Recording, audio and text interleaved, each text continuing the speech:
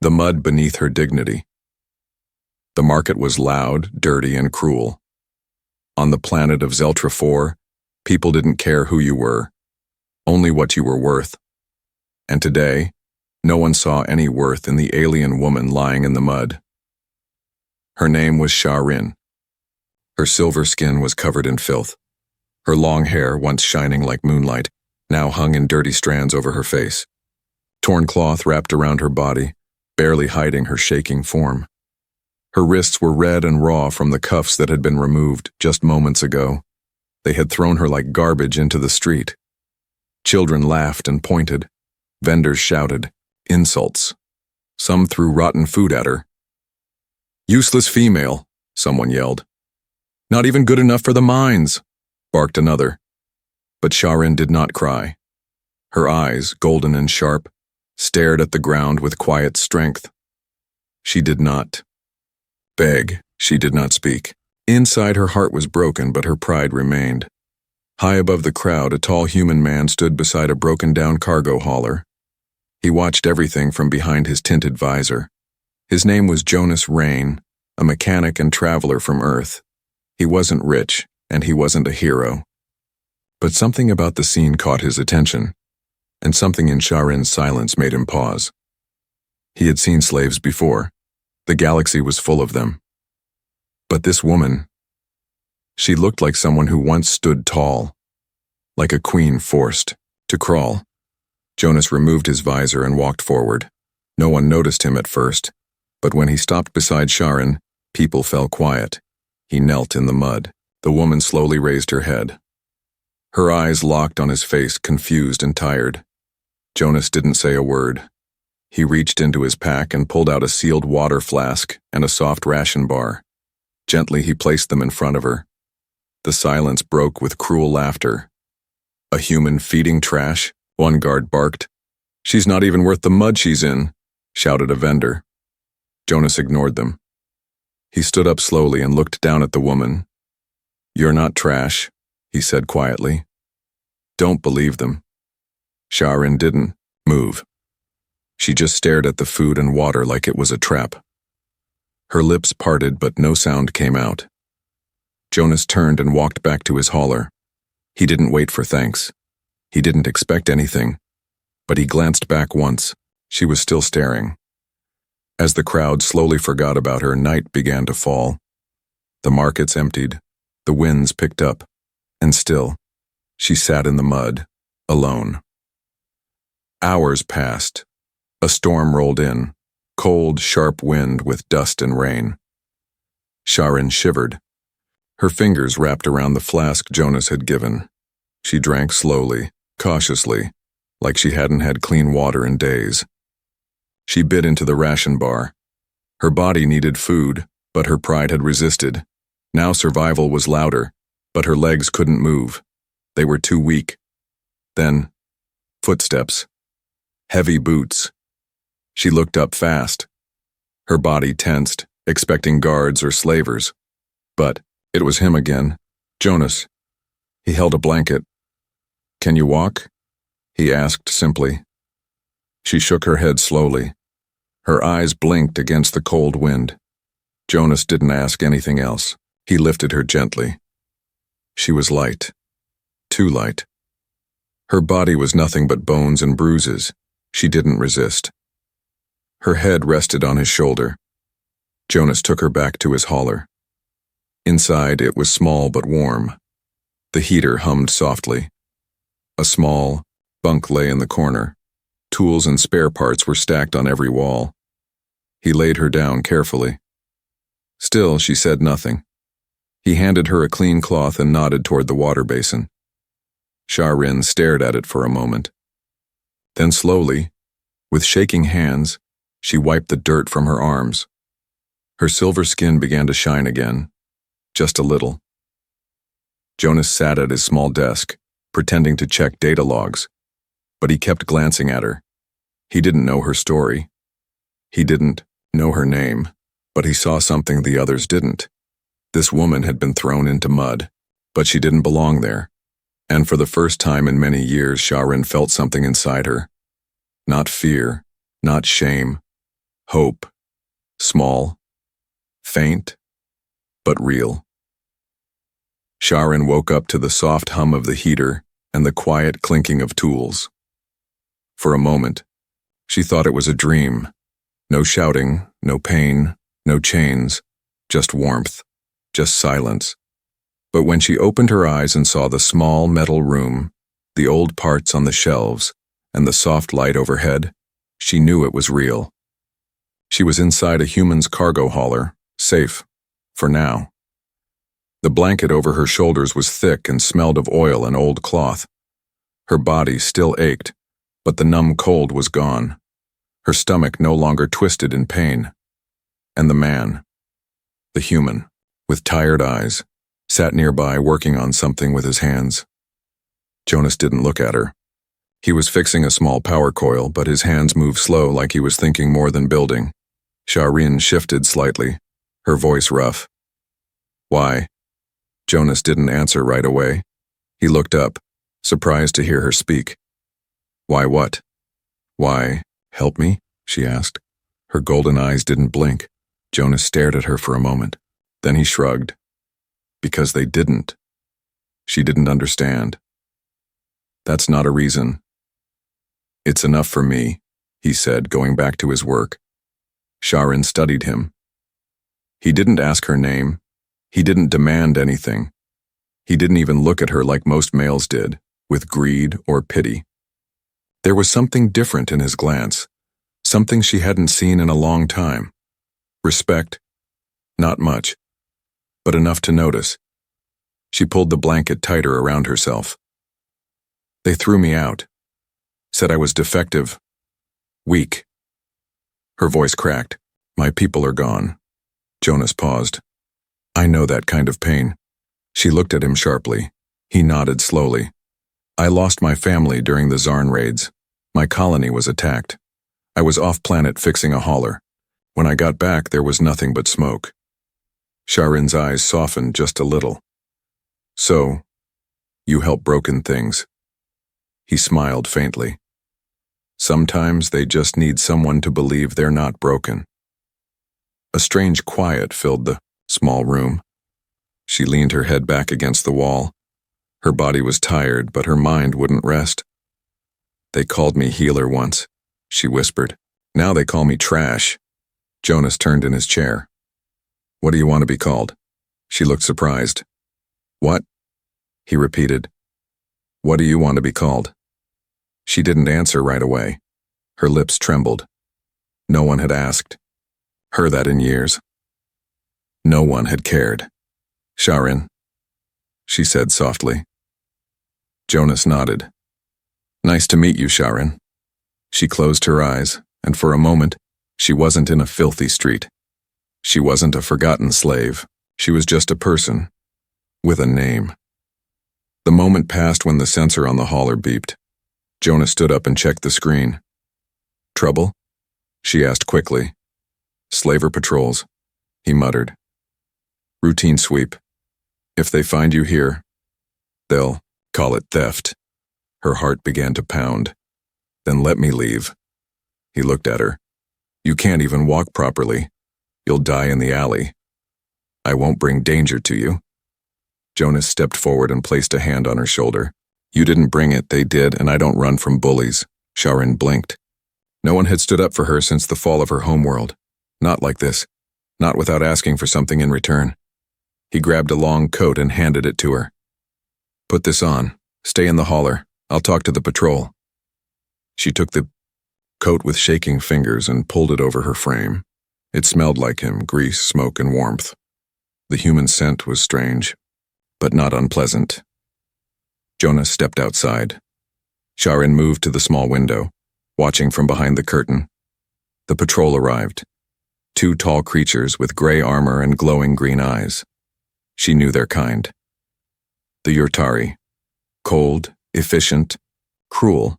They questioned Jonas for a long time. He laughed with them, slapped one on the arm, even handed over a small data chip. Bribe, maybe, or some fake records. She couldn't hear the words, but she could see his posture. Calm, confident, fearless. Finally, the Yurtari left. Jonas came back inside. His shoulders sagged the moment the door closed. They bought it, he said, rubbing his neck. Barely. Sharin stared at him. Why take such risk? He sat down, sighed, and looked her in the eye. Because when I saw you in the mud, I saw myself, he said. And someone has to say, you don't belong there. She looked down, her hands holding the edge of the coat. Her voice was soft. Thank you, Jonas. That night she didn't sleep in the mud. She slept wrapped in a blanket.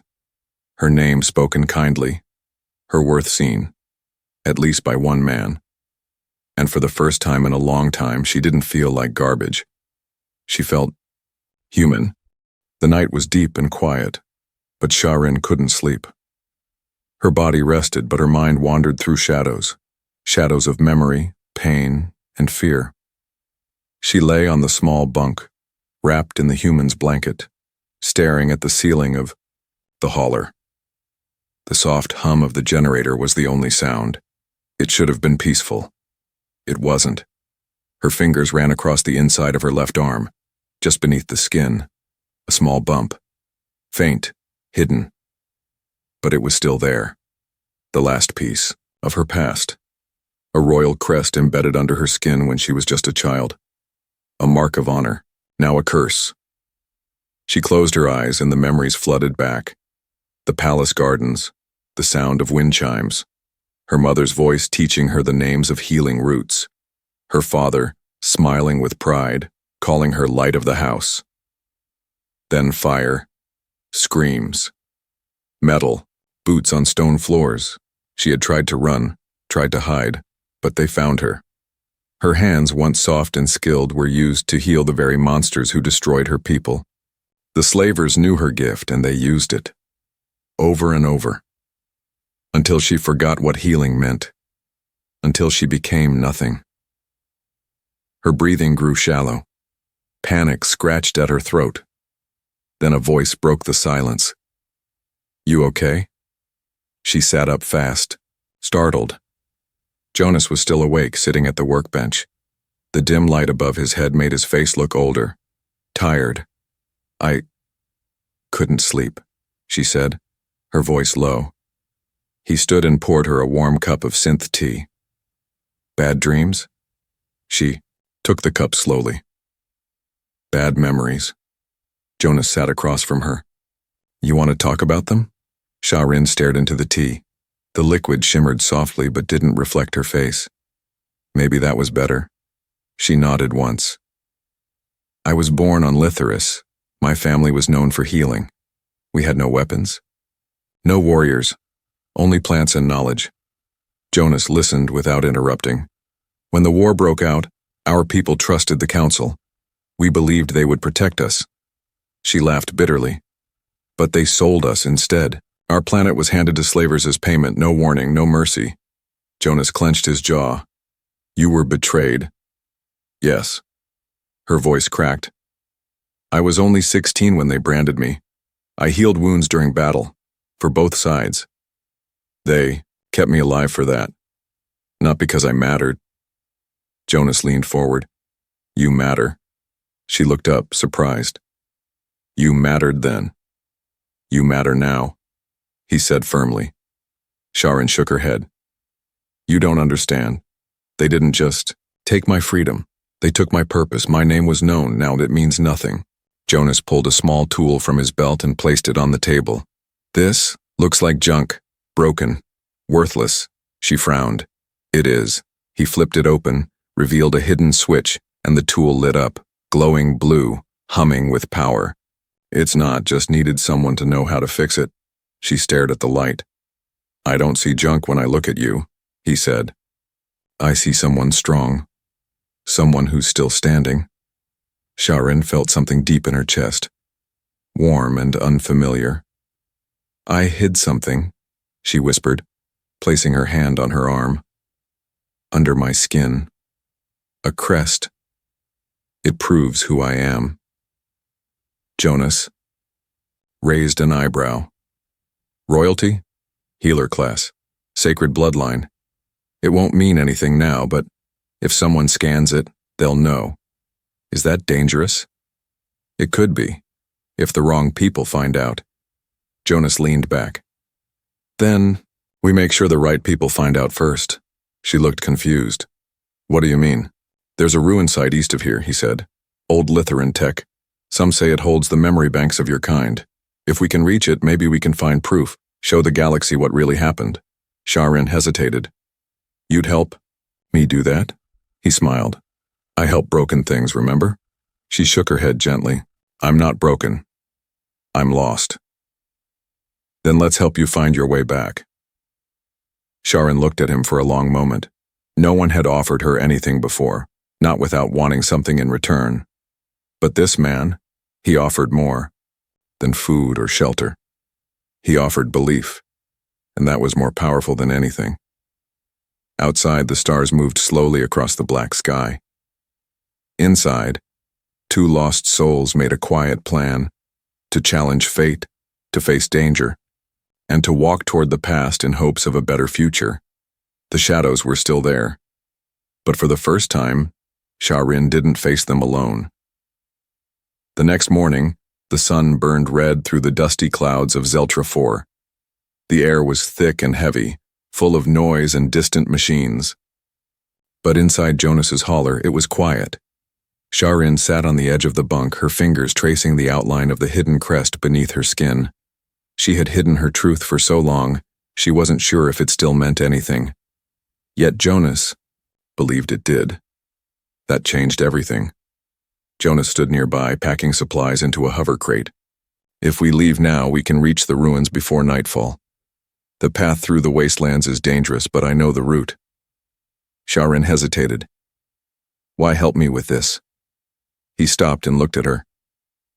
Because if your name still means something, then the lies that destroyed your people can be exposed. Maybe, just maybe, you can stand tall again. Her chest tightened. His words were simple, but they struck deep. She gave a small nod and stood. Her legs were steadier today. The human food, the warmth, and the hope had begun to work inside, her like medicine. Jonas handed her a cloak and a scanning device. Keep it close. That crest you carry might trigger old security systems. They stepped out into the dusty morning light, but as they reached the edge of the street, two armored patrolmen turned the corner, slavers. Jonas moved quickly, pulling Sharin into the alley, but it was too late. One of the guards had already spotted her silver skin and raised his weapon. There she is, the property that vanished 2 nights ago. Jonas stood between them. She's under my protection. She's free. Not by our records, the guard sneered. Step aside, human. Sharin didn't move. Her hand clenched the device in her pocket. Her pulse raced. She remembered running before, hiding, begging, but not this time, not anymore. She stepped forward, ignoring Jonas's warning voice. Her cloak slipped from her shoulders, revealing her proud posture and glowing golden eyes. You dare speak of records? She said, her voice suddenly sharp, strong. Then scan me. The guards hesitated, unsure. I said, scan me, she shouted. The taller slaver pulled out a device and aimed it at her. A second later, the scanner beeped, red to gold. Text flashed across the screen. Lithuanian Royal Crest, Healer Class, Code, 7 Ethra, Silence. The guards looked at each other, confused. That code hasn't existed in over a decade, one whispered. She's supposed to be extinct. Sharin stepped closer. You threw me in mud, called me nothing. But I carry the blood of Ethra. You can either kneel or get out of my way. The taller one aimed his weapon, but Jonas was faster. He pulled out a pulse wrench from his belt and fired. A short, buzzing blast. The guard dropped, stunned. The second turned to run, but Jonas was already on him, pressing the wrench to his chest until he collapsed too. Sharin stood in silence, breathing hard. She looked at Jonas. You didn't have to do that. He dusted off his coat. I told you, I don't run from bullies. The two of them dragged the guards into the alley and locked them behind a metal gate. Jonas checked his scanner. We need to move fast. That scan lit up a dozen systems. Your presence has been noticed. She nodded. Then let's go. The journey through the wastelands was hard. The wind was sharp, carrying sand like knives. Ruined vehicles and broken roads stretched across the dry land. But Jonas's hover crate moved steady, and Sharin didn't complain. She sat beside him, her eyes always alert, her fingers never leaving the hidden crest. By midday they reached the ruins. Tall stone pillars, half buried in dirt and vines, rose like broken fingers from the ground. Strange glyphs glowed faintly on the walls. The place felt ancient, full of forgotten voices. "This is it," Jonas said quietly. Sharin stepped forward. Her boots crunched on the dry earth. She moved slowly to the main gate, where a circular pedestal stood waiting. She placed her hand on it. Nothing. She took a breath and pulled out the scanning device. She pressed it to her arm and the hidden crest lit up. The stone shimmered. A golden light passed through the pedestal. Then, the doors opened. Inside, the walls glowed with warm blue light. Holograms flickered to life, images of her ancestors, her people, records of healing, wisdom, peace. Her legs almost gave out. Jonas caught her before she fell. "You okay?" he asked. She nodded, tears running down her cheeks. "They didn't erase us. We're still here." She walked to the center of the chamber where a sphere hovered, waiting. It scanned her. Then the chamber spoke in a soft voice. "Welcome, Sharin of House Ithra. You carry the last flame. Restore the light." Jonas whispered, "You're not just a survivor. You're the key."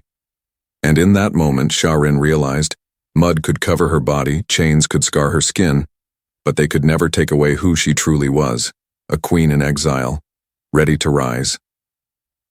Sharin stood in the glowing chamber, her silver skin bathed in ancient light. Around her, holograms of her ancestors moved like spirits, silent, graceful, proud. They wore the same robes she once did as a healer, their hands stretched in, gestures of peace. Each figure was a memory, and each memory was alive again because of her. Jonas stayed near the entrance, careful not to disturb anything. He watched her closely. There was something in her posture now, a quiet strength that hadn't been there before. She no longer looked like a woman hiding from the world. She looked like someone reclaiming it. The sphere in the center floated higher. A soft, feminine voice echoed from it, clear and warm. Memory bearer confirmed.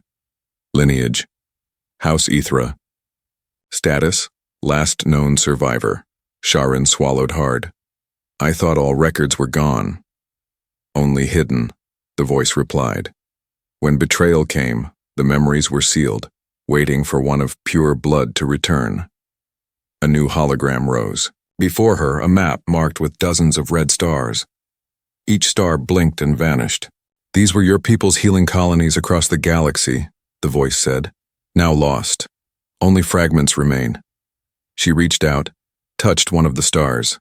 It flickered, then showed a vision, a small alien child in a clinic, smiling, as a Lytheran healer placed a glowing stone over her chest. The image faded. Jonas stepped beside her. "That was your legacy?" Sharin nodded slowly. "We never fought wars. We stopped them. We healed the wounded, even our enemies." The voice continued. "But your mercy was turned against you. Peace was seen as weakness. Your kindness, erased." Jonas looked at her. "Not anymore." Sharin turned to the sphere. "Can the truth be sent out? Can the galaxy know what happened?" "Yes," the system replied. "But activation will reveal your location to all connected networks, allies, and enemies." Jonas's jaw tightened. "They'll come for you." "They already are," Sharin said softly.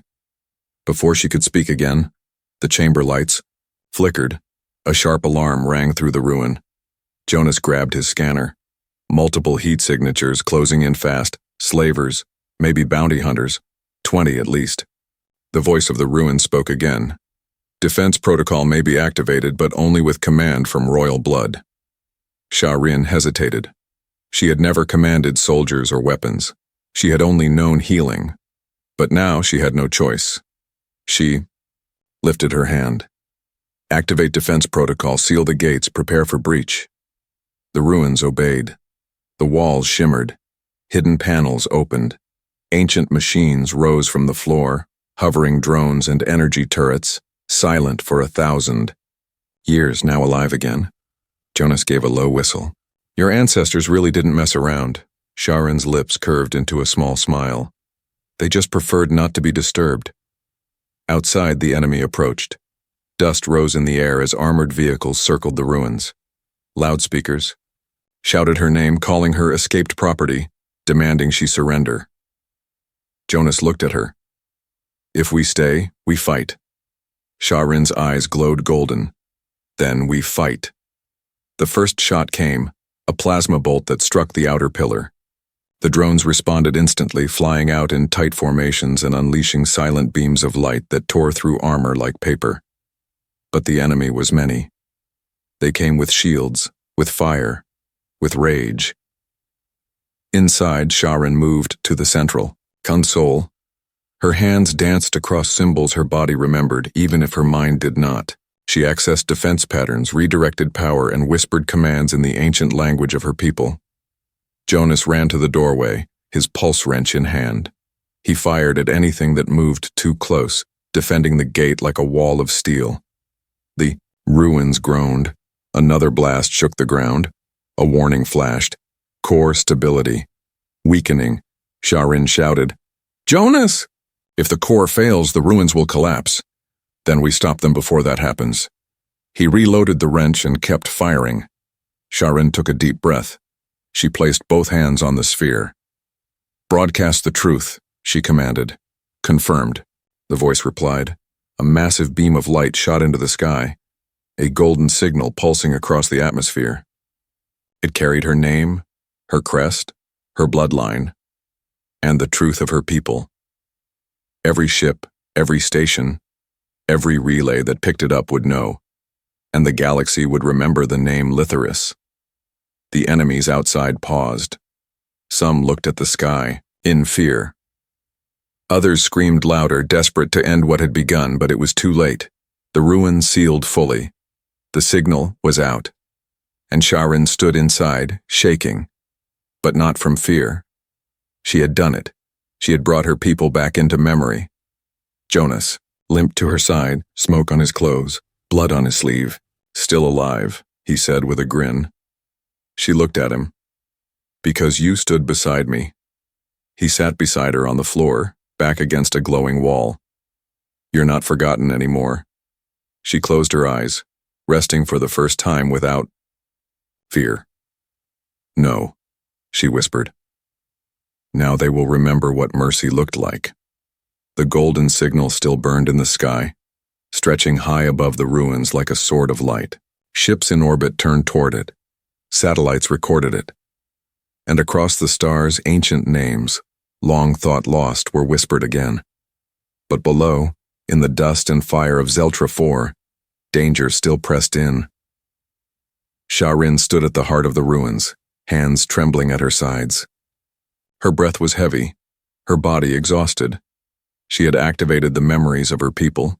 She had told the truth to the galaxy. But now the price had arrived. Wrapped in black armor and hate, outside the ruin walls, enemy forces regrouped. Slaver, warlords, bounty hunters, and mercenaries. Those who once sold her like an object now wanted her dead for rising. Jonas slammed a new power cell into his pulse wrench. His sleeves were burned and sweat rolled down his face, but his eyes stayed sharp. "They're not giving up," he muttered. Sha-Rin nodded. "They want to silence me before my truth spreads too far." A sudden explosion rocked the southern wall. Dust fell from the ceiling. Warning lights blinked along the walls of the ruins. Jonas grabbed her wrist. "We can't hold this place forever."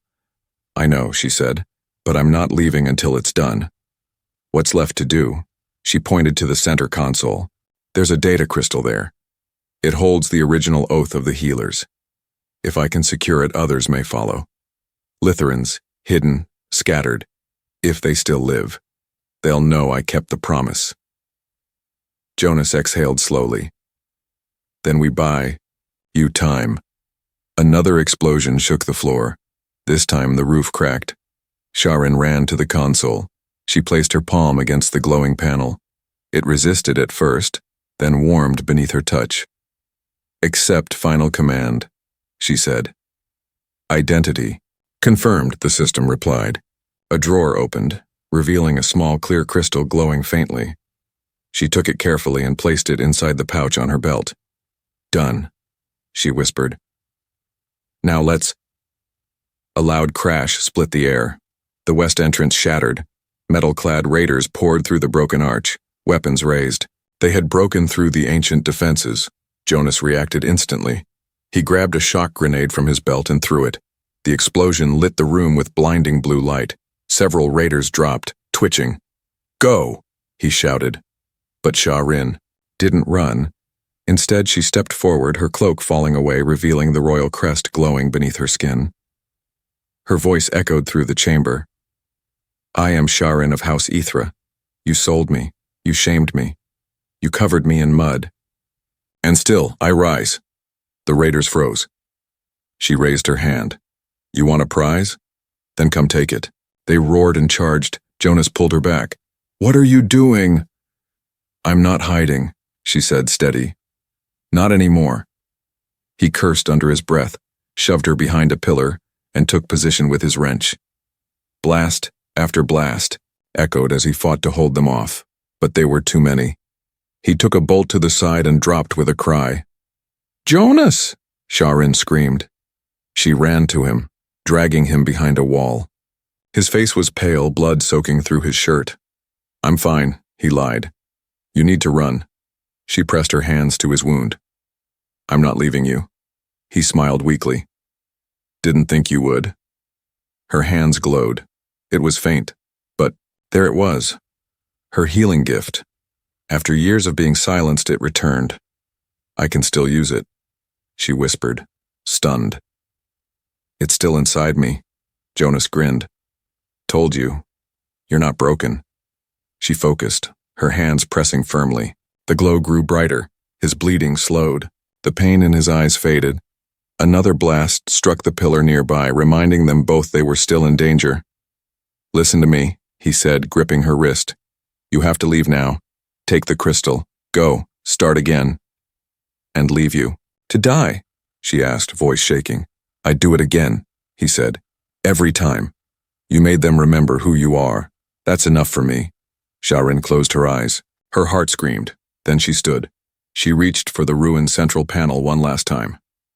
Command. Collapse sequence. Bury the chamber. Destroy the entrance, she said. Warning, the system replied. Activating this protocol will permanently seal the ruins. Do it. A countdown began. Sharin pulled Jonas to his feet. He leaned on her, weak but alive. They stumbled toward a side tunnel, an old escape route. Behind them, the chamber shook. Stones fell. Light faded. By the time they reached the outer ridge, the entire ruin had collapsed into the earth, a dust cloud rising like a tombstone. Sharin stood silently, staring at the ruin. Jonas coughed.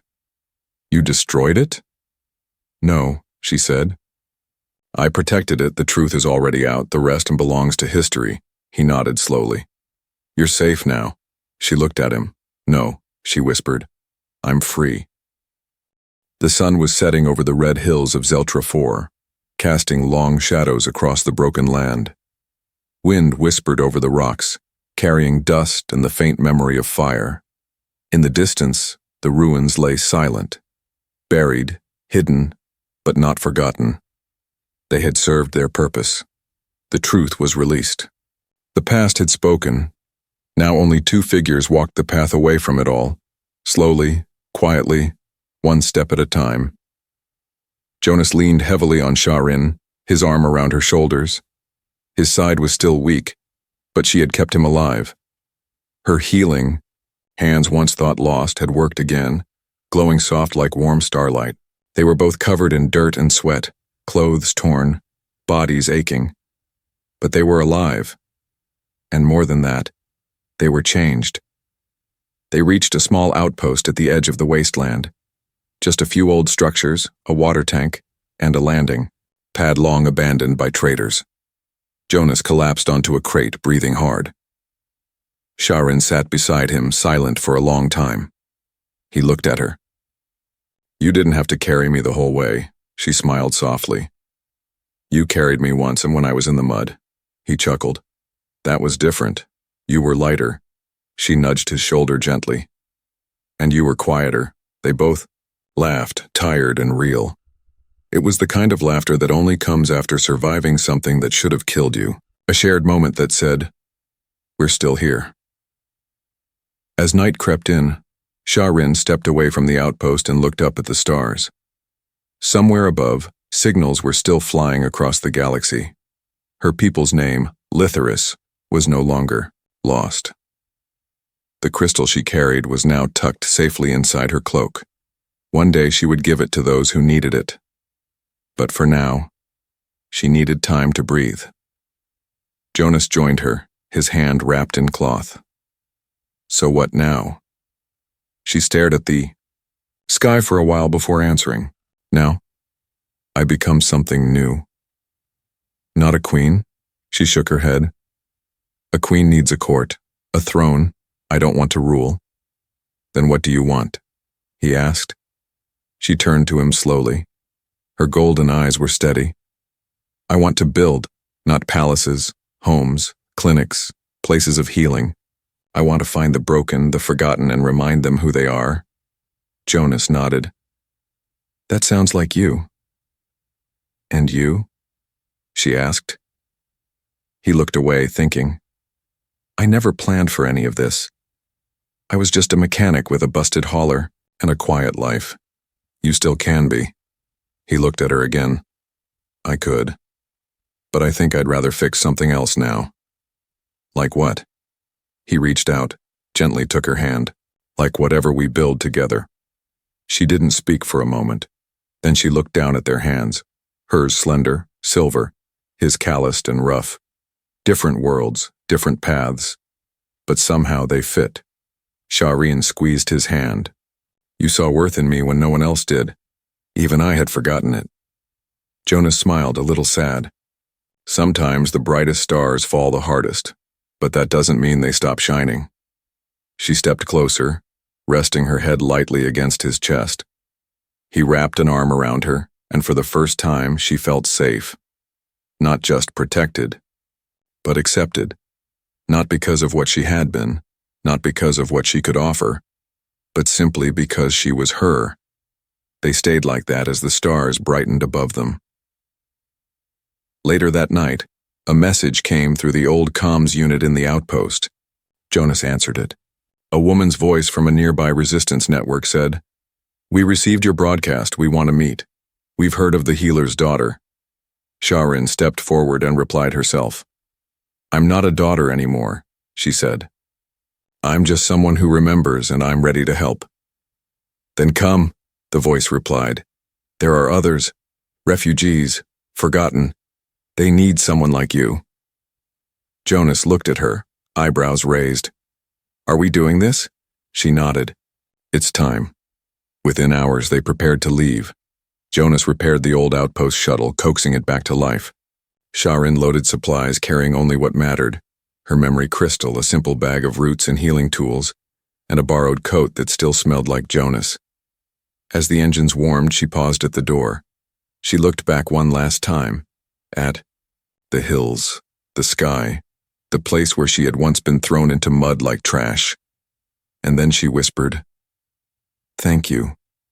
Not to the past, but to the man who stood beside her now." He had seen her not as broken, but as someone worth saving. Someone worth believing in. Someone worth loving. And together, they rose.